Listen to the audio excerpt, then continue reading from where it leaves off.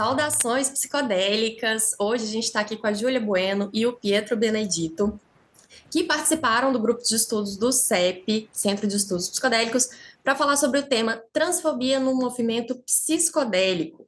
E eles apresentaram também uma prévia do capítulo, da autoria deles, que vai ser publicada aí no segundo volume da coleção Psicodélicos no Brasil, da APB. A Júlia Bueno é psicóloga clínica, especialista em psicologia política pela USP, mestre em psicologia pela UFPE, doutoranda em psicologia também pela UFPE e pesquisadora do GEMA, Grupo de Estudos de Gênero e Masculinidades. Ela também é redutora de danos, poeta e escritora do livro de poesias Amor e Revolta. E o Pietro Benedito é sociólogo, doutor em sociologia pela UFSCar, membro do projeto Encontros de Cura e tem se dedicado ao estudo de religiões, laboratórios e plantas. O seu foco abrange gênero e sexualidade no Santo Daime e o desenvolvimento da ciência psicodélica brasileira. Muito bem-vindos vocês. Obrigada aí por aceitarem o convite. Para começar, gente, a conversa, queria que vocês contassem um pouquinho sobre esse capítulo, né, que vocês escreveram, que ainda vai ser lançado, né, mas para o pessoal já saber um pouco aí da discussão que vocês estão trazendo. Queria agradecer, né, de estar aqui, do convite aí para a gente falar sobre o processo de escrita desse texto. Ele atravessa muito a minha vida e a vida do Pietro. A gente se conhece fazendo redução de danos dentro dos circuitos de festas, né, de música eletrônica, esse ambiente psicodélico, e a gente acaba encontrando uma série de violências dentro do campo e uma dificuldade muito grande de falar sobre essas violências. A gente é bem nerd, né, e fica matutando e conversando sobre as questões e pesquisamos sobre isso. Então juntamos nossas ideias aí de como criar uma linha de análise e compreensão de como essas violências ganham força, né, e reverberam dentro do campo. E aí a gente falou de algumas questões como cislêncio, né, a gente nomeou dessa forma, que é a forma como as pessoas que são cis, que não são trans, se comportam fazendo um silêncio diante de situações de preconceito, né, humilhação e discriminação das pessoas trans, que foi muito que a gente viveu assim nesse ambiente, né, algumas situações extremas assim de violência. E nesse ambiente da redução de danos, em vez de encontrar acolhimento, encontrava uma revitimização, um julgamento da forma como estava reagindo. Então a gente nomeou isso de cislêncio, né? A gente também nomeia, né, o psicodélico, que a gente brinca com esse termo novamente, para falar de como a gente está falando de um campo, né? Não é o campo como um todo, né? Nomear todo mundo, mas sim nomear essas pessoas que são cis, né, em suas vidas. E a gente meio que usa a cisgeneridade para falar disso, que é na intenção de torcer a ideia de norma, que a gente é nomeada no campo, as pessoas trans, as pessoas trans, as pessoas trans. Então, na intenção de também nomear essa norma, essa tentativa de fingir que só existem pessoas cis, de fingir que a nossa existência não é tão importante, a gente então nomeia essa norma para dizer que é nesse nicho aí que essas violências se reproduzem. Acho que eu posso deixar um pouco para o Pietro falar também. Obrigada, Ju. Obrigado, Pi, por estar aqui conversando com vocês sobre esse GE que a gente participou, que a gente organizou esse capítulo, nosso lado nerd de pegar e de refletir, de escrever, partir do conhecimento que a gente tem, tanto nas disciplinas nossas, da sociologia, da psicologia, mas também das nossas experiências no campo psicodélico ou psicodélico.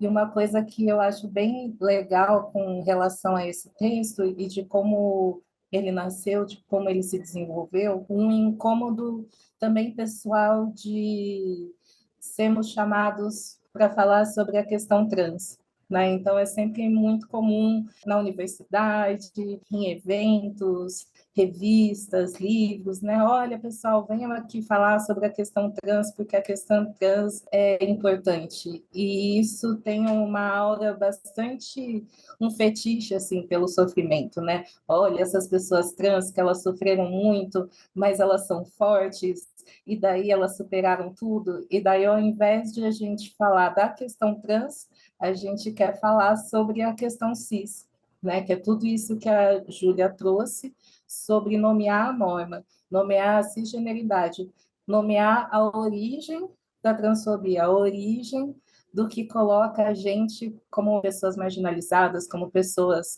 anormais, como pessoas doentes, no campo da ciência, da patologia, da saúde mental, E daí o texto ele é bastante movido por esse nosso primeiro encontro, né, que foi trabalhando, atuando na redução de danos em um contexto, né, de música eletrônica, mas também é interessante colocar como a norma no espiritual, ela vem assim no lado da doença espiritual, do profano. Então, a gente tem uma segunda parte do texto que é também mais focada na experiência que eu tive de pesquisa e também frequentando espaços ayahuasqueiros, mais especificamente o Santo Daime, e como a transfobia se reproduz nesses espaços a partir de noções cisgêneras do que é o sagrado, do que é o corpo natural, do que é o corpo correto, o que é a espiritualidade correta, o feminino, masculino, e trazer uma crítica também às violências transfóbicas que têm sido reproduzidas pelo sagrado feminino, pelo sagrado masculino, que estão cada vez mais fortes, né, nesses espaços. Hoje em dia é até difícil encontrar lugares, né, espaços ayahuasqueiros que não tenham um pezinho, assim, alguns rituais, alguns encontros relacionados ao sagrado feminino ou sagrado masculino. Né? Comecei a minha pesquisa de doutorado em 2015, então de lá para cá, olha, já vão dar 10 anos, né? Eu vi assim como ela foi entrando e como agora assim ela está super mainstream, vamos dizer assim. Então o nosso trabalho ele traz bastante disso também. Legal, gente. Durante o grupo de estudos, vocês comentaram sobre o protagonismo trans, né, na redução de danos e falaram sobre a Brenda Lee. Queria que vocês trouxessem um pouquinho sobre quem foi ela, qual que é a importância dela na redução de danos aqui no Brasil. Sim, é verdade. A gente começa a falar dela e é bem interessante, assim, sabe? Porque eu e o Pietro, a gente reclamava muito que em alguns espaços da redução de danos que a gente ia, as pessoas tinham um discurso assim, ai, calma, a gente está aprendendo a lidar com pessoas trans, vocês são uma novidade no campo. E aí eu fui investigar isso na minha tese de mestrado e pesquisar um pouco o que as pessoas trans constroem dentro da redução de danos, com foco bastante aqui em Pernambuco, né? E aí a Brenda Lee, ela é uma travesti pernambucana, que ela foi muito nova para São Paulo, lá para os seus 14 anos, e lá viveu. Durante a epidemia da AIDS, foi um momento muito difícil para a comunidade trans, né? A gente estava vulnerável porque a família não acolhe, a igreja não acolhe a gente, os movimentos sociais não incorporavam a gente no campo de luta política. A gente estava ali à margem da sociedade, vivendo da prostituição, e de repente tem uma ditadura militar e a epidemia da AIDS se proliferando no país. Então ela começa, sobretudo, a atingir as travestis. E é a partir da organização política dessas travestis, para dar uma resposta para a AIDS, que a Brenda Lee surge assim como uma figura muito importante. Ela, na época, tinha sua estabilidade, ela tinha comércio, carro, casa, então ela abre a sua casa para começar a acolher as travestis que não podiam mais trabalhar com a prostituição porque estavam com HIV ou AIDS. Então ela começa ali um trabalho de cuidar dessas pessoas. E aí ela ganha um grande destaque, porque tem um momento que a Operação Tarântula, que era uma operação da Polícia Militar, dedicada a combater a AIDS, prendendo e matando travestis. E aí é quando ela ganha um destaque, porque a mídia vai até ela, que algumas das meninas que foram alvejadas pela polícia estavam na casa dela, né? Ela diz, né, que acolhia essas mulheres e tal, e de repente um jornalista querendo meio que provocar ali o debate fala, né, e o que você vai fazer se essas travestis que têm AIDS começar a ir para sua casa? Ela respondeu, olha, se alguém aí tem AIDS, pode vir para cá que a gente cuida sem nenhuma discriminação. Então ela começou a ganhar uma notoriedade dentro do campo de saúde em São Paulo e fez uma parceria com o Estado e criou a primeira política pública para cuidar de pessoas que viviam com HIV. Se tornou um modelo nacional muito importante, que começaram a ser as casas de acolhidas para as pessoas que viviam com HIV. Toda a legislação que a gente tem sobre redução de danos no campo de drogas hoje em dia, ela se baseia nas legislações do combate à epidemia do HIV. Então, quando começou a fazer as trocas da seringa no Porto de Santos, lá em 89, foi porque existia uma legislação de HIV que previa a redução de danos como um dos objetivos do combate à AIDS. Então, por conta dessa legislação, começou a poder se trocar seringas ali para pessoas que faziam uso de drogas injetáveis. Então, a gente traz a Brenda Lee como essa memória ancestral, né, fundamental, que a gente reivindica na redução de danos, porque ela traz esse olhar do acolhimento da vulnerabilidade. Que a questão não é só a violência, a questão não era só o vírus do HIV, a questão era uma série de outras vulnerabilidades que fazem com que as travestis não tivessem casa, acolhimento e nem hospital para ficar. Então a gente reivindica uma redução de danos que tem esse protagonismo travesti, essa força aí das nossas ancestrais que enfrentaram, né, sobretudo aí as primeiras ondas que foi a epidemia de AIDS no Brasil. Sensacional, muito importante, né? Manter a memória da Brenda Lee aí e colocar mesmo, né? Assim, explicitar esse protagonismo, né? Bom, gente, queria que vocês falassem também sobre o projeto de vocês recente, o Psicodelia Baixa Astral. Conta pra gente, né, um pouquinho, o que que é esse projeto, qual é a importância dele e como que o pessoal que está assistindo pode encontrar e acompanhar vocês. Bom, Psicodelia Baixo Astral, vocês podem encontrar nas nossas redes sociais. É só procurar lá o arroba no Instagram, Psicodelia Baixo Astral. E a gente tem o site também, o nosso portal agora, que é o www.baixoastral.com, que vocês podem acompanhar. A gente está com os planos de lançar textos, né, nesse portal, ter um espaço maior para convidar pessoas, colaboradores, pessoas interessadas em compartilhar textos e trabalhos que tenham essa intenção psicodelia e baixo astral, que agora a gente vai falar um pouco, né, do que é isso. Baixo astral, energia pesada, pessoas difíceis, pessoas isso, pessoa aquilo. Tem um pouco a ver com o que a gente estava trazendo nesse próprio capítulo que vamos publicar agora no livro da PB e da nossa conversa no GE, que é justamente de sermos pessoas que sofremos violências específicas, né, como a transfobia, e que a qualquer tentativa de crítica a isso, o problema é vocês, o problema é individualizado, o problema é pessoalizado, vocês são difíceis, vocês são baixo astral. Então, nós somos um grupo que queremos realmente vestir a roupa, né, de sermos realmente energia pesada, sermos realmente baixo astral, fazer essa virada, né, de tanto que nos chamaram de pessoas difíceis, baixo astral, energia pesada, de realmente tomar isso baixo astral. O que significa receber esse nome, essa alcunha, e poder com isso debater no campo dos psicodélicos e abrangendo a redução de danos, abrangendo espaços ayahuasqueiros urbanos, não indígenas principalmente, abrangendo a ciência psicodélica de uma forma interseccional, ampla, complexa, raça, gênero, sexualidade, classe, e lembrar que a experiência com psicodélicos não é uma experiência universal, né? Não existe um paciente universal, um tratamento universal, um membro religioso universal que não vai ser atravessado a partir dos seus marcadores, né, de raça, de classe, de gênero, de sexualidade. E é possível que eu, por exemplo, eu e Júlia, trabalhando nessa ação de redução de danos, em um contexto de festival de música eletrônica, a gente teve uma experiência muito difícil, mas isso não quer dizer que pessoas cisgêneras tenham tido uma experiência muito difícil também. Então, como que a gente coloca esse diálogo?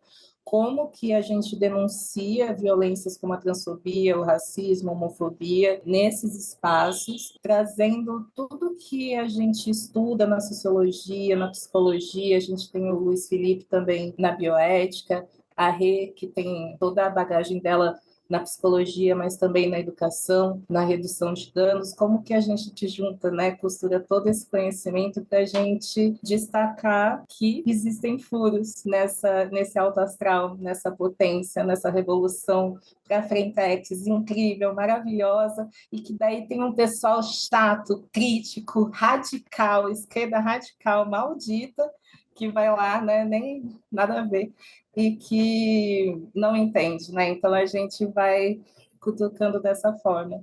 Esse é o nosso objetivo. O nosso grupo surge também, a gente se encontrou nas festas de música eletrônica. Era eu, o Pietro, a Renata e o Luiz, e a gente ia se encontrando nesses outros lugares, né, na redução de danos, numa escrita acadêmica. Até a escrita do texto da APB foi cada vez mais unindo a gente, nossos ideais, para concretizar o grupo. Só um adendo assim, que eu acho muito massa.